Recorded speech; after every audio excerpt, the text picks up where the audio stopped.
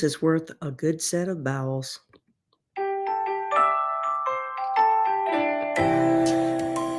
Hey, it's Dr. Toker, your friendly neighborhood colorectal surgeon, and welcome to our Thursday morning surgical bullpen. Wakey, wakey, eggs and bakey, because we are indeed talking gut stuff. And this week, our gut stuff discussion is going to be on the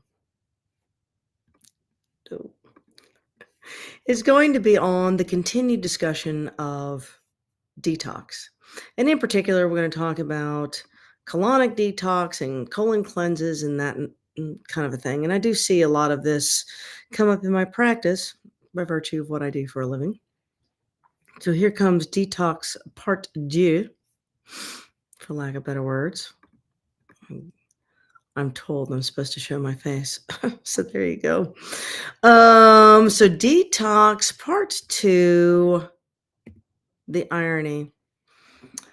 Detoxing the colon. Now, there's an old saying about blowing smoke up people's asses. And you wonder, where does that saying come from? Well, as it turns out, that was an extremely popular thing to do in the 1700s, was these tobacco smoke enemas. Now, they didn't realize that the reason that worked was because of nicotine. And so when you insufflate someone's colon full of high doses of nicotine, it does have a tendency to wake people up. So they used to use that to like revive people, resuscitate people. And then it turned into like well, maybe it'll fix everything. You know, when you have a hammer, everything looks like a nail. So they had these giant bellows where they would burn tobacco. They'd stick one in your hiney and they'd blow smoke up your arse. So it turns out that killed more people than it helped. And so we kind of got away from putting the colon under pressure. So it turns out that's a dangerous thing to do. And a lot of people will do this electively and not recognize that as an issue. So we're going to talk about that a little bit. So I do not suggest any smoke enemas. And oh my gosh, it's totally an aside. When I first started my med spa, there was this rage, and y'all can let me know if it still exists, where they were doing like this vaginal steaming or something. Like, I'm not going to make the comments that I want to make, but to me, it seems like, no, thank you. And someone asked if we were going to add that to our spa. No, we're not going to add colonics, and we're not adding the clam bake, so to speak, to our services. No, thank you. And there's probably somebody in here that's like, oh no, that's the greatest thing ever. And it may be. Okay. I am gonna claim complete ignorance. I didn't even bother looking up to see if that was something valid to do. I just know not gonna do it. Anyways, what is the colon's role in detox? So last week we talked about the liver's role in detox. As it turns out, it's enormous. In fact, almost all detox can occur because you have a functioning liver. Without a functioning liver, none of this detox business could take place, which is why we started at the liver. So then I thought, well, I'll just go to the next most popular thing, is the colon cleanse scenario. And because that's kind of all the rage. What are the pros? What are the cons? Is that really helping you detox anything? And so we'll discuss that today. We're going to need to break that down into 4 different components. One is, how does the GI tract protect you against toxins? Number 2, what is the role of the GI tract in the excretion of actual toxins? What are some common detox or cleanse approaches? And then, of course, as always, this talk and every Thursday morning is sponsored by a company called Super Patch. So is there a role an autonomic nervous system homeostasis in regards to the colon when it comes to this process. We learned last week that the liver has control by the autonomic nervous system, that the parasympathetic nervous system causes regeneration of the liver and an improvement in the ability for the liver to detox. And so, anything you can do to improve the balance between the sympathetic, that's the stress response, and the parasympathetic, which is the rest response, the more balance you can get there, the healthier your liver will be, the better you'll start the detox process. And as it turns out, the same nerve that feeds into the parasympathetic system to the liver is also feeding the parasympathetic system to the colon and, in fact, to the stomach and small bowel. And the first half of the colon, the second half of the colon has a parasympathetic pathway through a different nerve system, but they do talk to each other. And so any control you can of the vagus nerve is going to help with colonic health, and in particular in today's discussion. So, yes, there is a role for Super Patch, and I bet you y'all knew. I knew that ahead of time. That's why I offered this as a lecture. Anyway, so thank you very much to the Super Patch people for supporting me. If you have any interest, you can always go to superpatch.com and look at their website. I do sit on their medical board, and of course, this lecture is sponsored by them. So that is the bias of the day. Oh, there we go. I didn't realize I made a slide for that. Yeah, so there you go. So what is Super Patch? Let's knock that out real quick so everyone's all on the same page. What the hell is Toker talking about if you're new to our lectures? There is a technology called vibro tactile technology. It is a textured Band-Aid, for lack of better words. It is a texture that you put on your skin. That texture sends a signal to your skin through something that is called an ion channel. It is a sensory mechanism of your skin, and it is how we send rapid fire signals to your immune system, to your brain. And so these patches take advantage of that pathway, triggering these channels to send a nerve signal to very specific pathways in your brain to allow your brain to calm things down. So if a pathway is working too fast, it'll slow it down. If the pathway is working too slow, it'll speed it up so that everything is operating in an optimal speed. And so when each of these nervous system pathways are operating optimally, you can tell it's early in the morning. When they're operating optimally, then your body has a much better chance to have the support it needs in order to heal itself. So these patches do not cause healing, they do not cause curing, they support your body so your body can do that for itself. Okay, so that's what the super patch is. Each of these patches is affecting a different part of the brain, and it is the Liberty patch that affects the vagus nerve.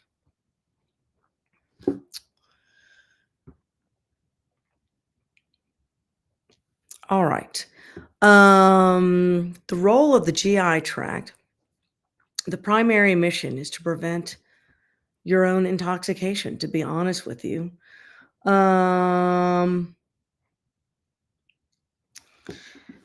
It does this by controlling the pH, by controlling the enzymes in your intestinal tract, the microbiome, which is the bacteria that live there, protective mucus layer along the lining of the intestines, tight junctions between the cells, and selective absorption. So in other words, a functioning intestinal tract is designed to keep you from absorbing the toxins in the first place. So the GI tract primarily is a preventative, okay? Now, it can fail. The system can fail. Well, how can it fail? Well, maybe you're not making enough stomach acid. Maybe you're not making enough digestive enzymes. There might be a imbalance in the microbiome, so that's not functioning properly. When the microbiome's not functioning properly, you're not making enough protective enzymes to protect the lining of the intestinal tract.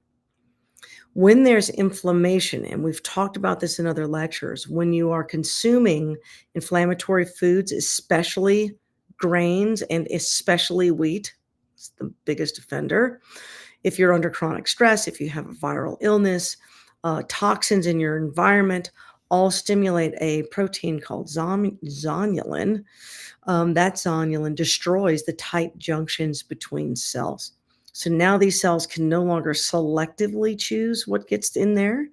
Now, whatever can slip through the cracks can get through there. So that is ways that you can become intoxicated by the passive absorption of these toxins.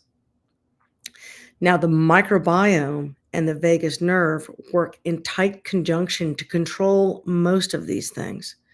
So, if you can improve your microbiome and if you can calm down your vagus nerve, get everything in homeostasis, balance microbiome, balance parasympathetic nervous system, 90% of this system will work properly. That last 10% comes down to what you are actually putting in your mouth. Are you overwhelming the system? And there's no such thing as not exposed to toxins, and there's no such thing as no inflammation. The question is, are you intoxicating the system faster than it can heal itself? And that's where we come into trouble with modern chemicals.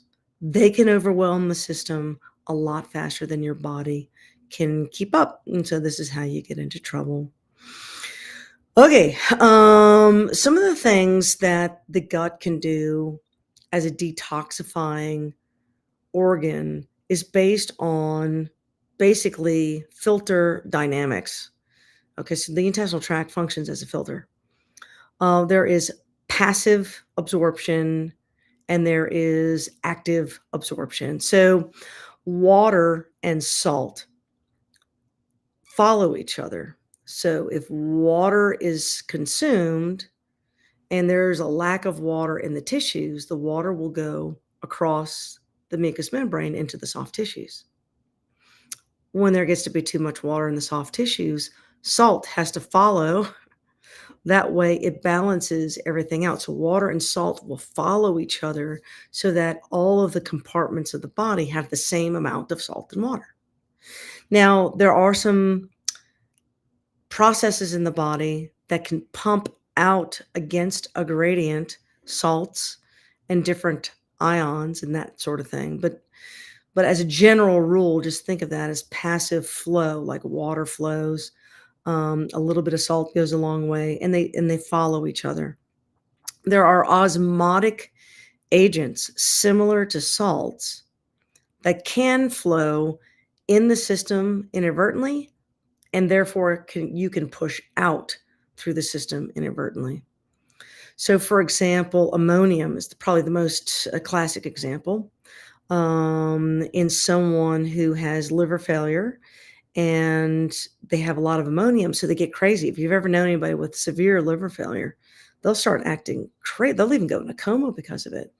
And so we give those patients high doses of laxatives to sort of pull that ammonium out of the body, especially when the kidneys just can't keep up. Your kidneys are supposed to do a lot of this. Your lungs actually help do some of these things, and your colon can help also. If you're talking about an ion, a small thing that's water soluble, you can draw it out of your body. Okay, heavy metals, on the other hand, it's the main point of this slide, is that we do test for toxicity. Like, are you exposed to lead or arsenic? One of the tests we'll do is a stool study. When you find lead or arsenic in the stool, that's not you detoxifying yourself from heavy metals. That's you consuming without your knowledge heavy metals, and it's just your body hasn't absorbed that metal. So heavy metals, as a general rule, tend to excrete from the body through the kidneys. After it's converted to a benign salt, it's then water solubilized and moved to the kidneys. So that's how heavy metals work, and we'll talk about that next week when we talk about the skin and the kidneys, because that is one of the ways we get rid of the heavy metals, not necessarily through the stool. So if you're doing a detox to get rid of heavy metals, The poopy detox may not really be where the money is. Now, if you can alkalinize the tissues, raise the pH, your body actually has an easier time converting some of these toxins into benign salts that are water soluble. And it's one of the reasons why it's so good for you to drink lemon juice as frequently as you can. I know lemon is an acid, and that doesn't make any sense, right? How can drinking acid make something more alkaline? Well, when the acid is broken down in your body, the byproduct tends to be a very high pH. So as you're drinking that, those high pH ions get into the soft tissue. All these things help you detox. So if you have a chronic illness, I know I have a lot of cancer patients that are adamant about their lemon water. They keep their lives as alkaline as possible. You'll even see bottled water that's alkaline. There are people who ozonate their water. All of these things are done to play with the pH and the alkalinization of the water of what you consume to help you. All right. So, what kind of detox things do people do for their guts? Right. The first is, of course, oral laxatives. That's probably the majority. I mean, most people really aren't keen on rummaging in their own heinies, so they have a tendency not to do the butt thing. Oh, they'll take oral supplements. And a lot of lay people consider, well, if I've pooped, I'm purging my system, therefore I'm detoxing. And to some degree, that's true. A lot of these herbal supplements, which truly do help you detox, like slippery elm and marshmallow root. Berberine is an amazing herbal supplement. I love that one. Magnesium, ginger, cayenne pepper, glutamine, and acetylcysteine. These things truly do help your body defeat toxins and inflammatory molecules. But, they may regulate bowel habits, but they don't cause this, oh, I took a detox kind of a sensation. So a lot of these companies will add cascara and senna to their ingredients because that is a stimulant laxative and it makes you feel like, yeah, I just took a colon cleanse, right? Because you got the poopies going. There is a trend, and I do want to kind of discourage it. It is a salt water oral detox where you drink salt water as a purgative, and that will purge you. In fact, that used to be the original bowel prep that we used to do for colonoscopies. The problem is it's going to draw a lot of water out of your body, and it'll draw a lot of other non-sodium electrolytes out of your body. And as a result, you'll have horrible dehydration. And so too much saline is bad for you, right? That's why you can't drink salt water when you're at the beach. If you're on a desert island, you could die of thirst. When you're stuck at sea, you could die of thirst. You can't drink salt water. And so high doses of salt water are quite dangerous to you. So I do not, as a physician, suggest that one at all. And then I would suggest minimizing the senna and cascara aspect of oral colon detox type things because, again, too much diarrhea can change your electrolyte profile. Okay. The one that I find so fascinating, because I tell patients to do enemas all the time by virtue of what I do for a living. Some of them are therapeutic. In other words, you've got proctitis and there's a medication I want you to take. You have constipation, nothing else is really working. I'm about to do surgery on you and I don't want to dig through your poop. I do want that little rectal vault empty. So yeah, you got to do an enema. And no one wants to do that, by the way. You would rather me dig through your poo while you're asleep than do an enema? That's rude. And then to find out that people are voluntarily going to non-medical clinics to have a hose in their hiney and 16 gallons of fluid pumped through there as a colonic. Now, I will never accept no again on the enema thing. Now that I know that's a thing. And there are spas that do this. And there are patients that I have that swear by it. And many of you watching this are like, oh yeah, the colonics are amazing. That's cool. I personally, as a physician, need to caution the colonics thing because your colon is going to absorb a high amount. My phones are going crazy. Is going to absorb a high amount of what's going in your backside. It just is. And that's not really a controlled approach to therapy because you're putting in a lot of fluid. And that much fluid can cause water intoxication, it can cause salt intoxication, not to mention some of these chemicals, as I mentioned earlier, the blow smoke up your ass situation. Those patients were dying from nicotine overdose or caffeine overdose, not to mention the barotrauma of blindly placed pressure when you don't know if the patient has true mechanical obstruction, or equipment failure where it's under too much pressure, or the application of the little rectal tube can cause hemorrhoids and fissures and whatnot. This is how I know people do colonics because they'll come in with some of those issues. So those are the reasons why I kind of cannot condone the colonic. My best advice to someone who says, "Oh yeah, they do colonics," is to make sure they go to a reputable place that has a good reputation, that's been around for a long time, and has at least some form of medical personnel in the room somewhere, you know? So make sure it is not some fly by night sort of situation. Things that they put in, both enemas or colonics, will include certain herbals.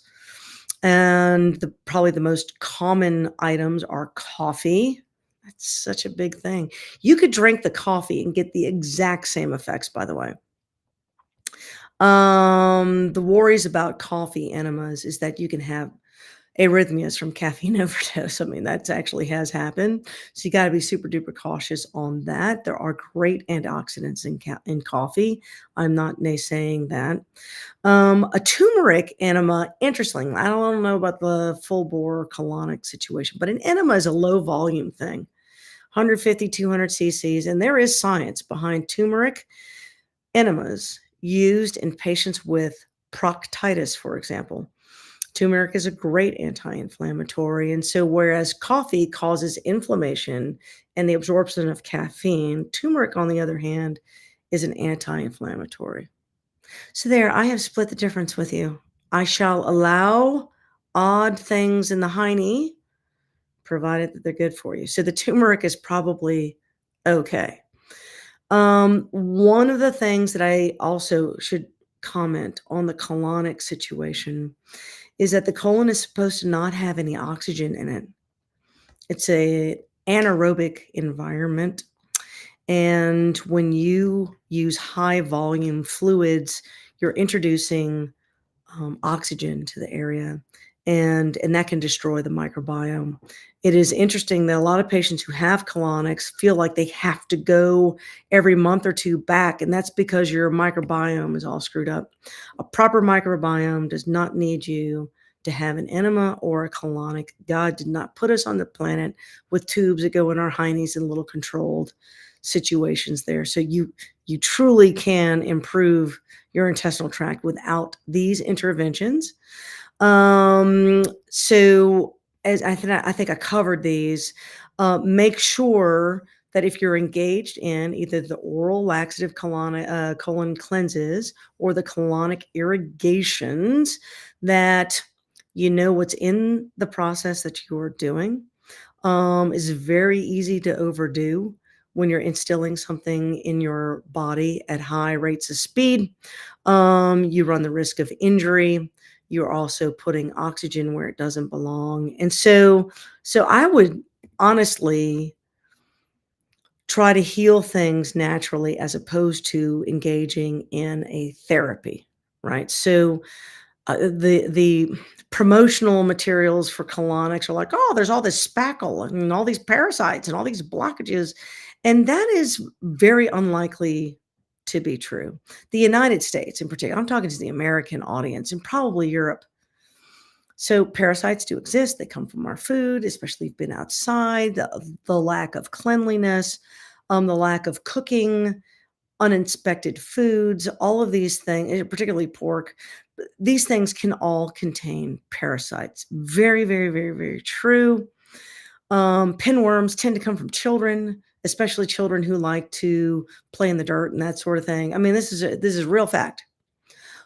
But the promotional materials make it sound like everybody has got a parasite, and our body does not have a parasite. So just beware of the marketing materials that you'll see with these colonics and stuff. There is not spackling of the colon. That is not what I have operated on so many people of so many different ages emergently, and there's no spackle anywhere. The bowel obstructions, no spackle, just the obstruction. Okay, so ignore the spackle situation. That is great marketing. Scares you, makes you feel like, oh my gosh. And yeah, if you took a bunch of laxatives, there's a lot of poop that comes out of there. It's like, I mean, your colon alone is 6 feet long. That's solid poop. 6 feet of solid poop will come out of there. Yeah. You'll think, "Holy smokes, that's been in there for 20 years." It has not, I can promise you. The colon is a self-cleansing organ. Okay, so there's no need, for irrigations. Again, purgative style detoxes with a lot of senna, a lot of salt in it. The enemas, the colonics can cause you to lose water, become dehydrated, can cause you to lose salt and become dehydrated. It can injure the mucus lining, which causes inflammation, can change your microbiome for the worse, and potentially cause long-term damage or inflammation. I've operated on people who've engaged in some of these behaviors, and they thought they were going to a health spa. Next thing you know, they've got a colostomy. I'm just saying. So you don't have to do it, but if you're adamant, I mean, I would never say no. Just understand, buyer beware, I think is the point of the lecture. I don't know how much benefit other than a laxative effect that you're getting. You're not pulling heavy metals out of your body. And unless you've got liver failure, you're not really pulling the ammonium out of your body. Your body can naturally take care of stuff. Now, it is very, very true. I have a huge population of patients, I operate on this, that have severe constipation. And those patients feel miserable. And they do feel like their bodies are full of toxins. And yes, a laxative makes them feel much, much, much, much better. And so there is a period in therapy, therapeutically, where, yeah, you're going to have to engage in a little bit of enemas to kind of start the process until their guts can get on a natural clip, or we can diagnose what the problem is. Is there a blockage? Is there a hernia that's causing this obstructive problem? If you're going to do a purge, it should be for a good reason. It should have a therapeutic reason. There's inflammation somewhere that we're targeting. There's radiation that we are targeting. There's a tumor that we are targeting. There, you're constipated. That's what we're targeting. Or we're doing a diagnostic test and we need that area cleared out so we can see, like a colonoscopy. This should not be a routine thing, and it really shouldn't be a spa event, although I know it is. So if you're going to do that, just think of your colon as weed and feed. If you've just weeded out the entire colon of all the germs, then you're going to have to feed it. You need to feed it some salt, some water. You're going to need to give yourself microbiome support. We have a new digestive product coming out called Zyve 7. Comes on the market in 1 month. I'm very excited about that. When it comes out, please feel free to use that after your colonoscopy or your spa event or whatever the case may be. You want to repair the intestinal lining, avoid all inflammatory um, chemicals, avoid toxins, and then I suggest, as I mentioned earlier in the lecture, these Liberty Super Patches to help maintain autonomic nervous system homeostasis. In my patients who I purge for a colonoscopy, I truly do tell them, fine, treat it like you just did a spa colonic, right? Okay, go on a clean diet, gluten-free, take your probiotics, avoid artificial sweeteners, do that for about a month.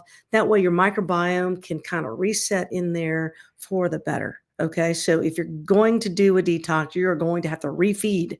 Okay, so if you're going to weed, you got to refeed. Okay, I therefore, and most doctors will suggest that your diet is the best way to control the colonic speed through which poop goes, so like your fecal stream, speed of the fecal stream. Your diet is best to control that. Um, the colon is capable of having a natural clip of emptying itself. It is true that if it's too slow, you will build up toxins and not feel well and not think straight. That is true fact. But you need to start from the source, the reason you're constipated. So the constipation causes this intoxication feeling. You want to address the cause of the constipation. It's almost always environmental and diet. On occasion, it's metabolic, and on occasion, it's going to be anatomic. Okay, so if you have severe constipation, go see your friendly neighborhood colorectal surgeon and let me figure it out. Do you have a metabolic problem, an anatomic problem, or is this dietary related? And I would say 95% of the time it's dietary. Sometimes it's a combination of things, but anyway. Support your microbiome. It's the point of a lot of our lectures. Support the vagus nerve. That's the point of the Liberty Patch from Super Patch. And coordinate this digestive churn and burn. The coordinating of the upper intestinal tract will truly, truly help your lower intestinal tract. If the upper tract is working properly, the lower tract has a tendency to follow suit. Okay. Now, what if you're doing all those things? And this is the last thing before I go, because I've got another meeting to go to. What if you're doing all those things and it's not working? This is what I tell people. This is what we call this a bowel regimen. Let's pretend we're constipated. We don't know what to do. We've tried everything. How are we going to reset our systems? The first thing we're going to do is utilize something called the gastrocolic reflex. That is, when you eat something, the stomach signals your colon to make way for more food. Remember, if the upper intestinal tract is working properly, the lower intestinal tract tends to follow suit. And that reflex is one of those reasons. This gastrocolic reflex is stronger in the morning after breakfast for most people. Some people are kind of wired to poop in the afternoon. Most people are wired to poop in the morning. And you ought to know you after all these years. If you have no clue, then choose the morning. Okay. After breakfast, so get up a little bit earlier than you normally would. Eat breakfast, drink something like coffee, because it is kind of an irritant. It's a stimulant for sure. Drink some water, have your kiwi fiber, and then about 15 minutes later, go into the restroom and use either a Dugalax suppository or a fleet enema. After I just told you not to do a bunch of enemas. We're being therapeutic here, everyone. I said therapy. It was fine. Okay. So therapeutically, you're going to apply this enema or the suppository to force your colon to empty. If you do that every day for a 2-week period of time, most people, even paralyzed people, can reset their rectums to empty at that time naturally every day. You won't need the enemas and suppositories anymore. So that helps kind of reconnect that gastrocolic reflex with the ability to poop. Now, some people, honestly, women in particular, will have very particular herniated anatomy, pelvic floor dysfunction, where this little routine will not help people. Never engage in any of the things I've just spent 30 minutes talking about until you're 100% sure you do not have colitis, colon cancer, some form of serious illness. These things should not be DIY on your own. Okay, if you've gone to the doctor, they're like, you don't have cancer, can't help you, bye-bye.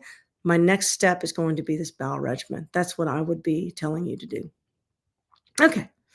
Well, I'm sorry to cut it short. I mean, I could talk on this topic, obviously, for weeks and weeks, so I had to be very disciplined and limit myself. But we'll cover it again. Trust me, as the months and years go on, we will cover this topic again. To all the Spotify people and to everyone watching, you can see all of these slides if you go to our website, drannatoker.com/services.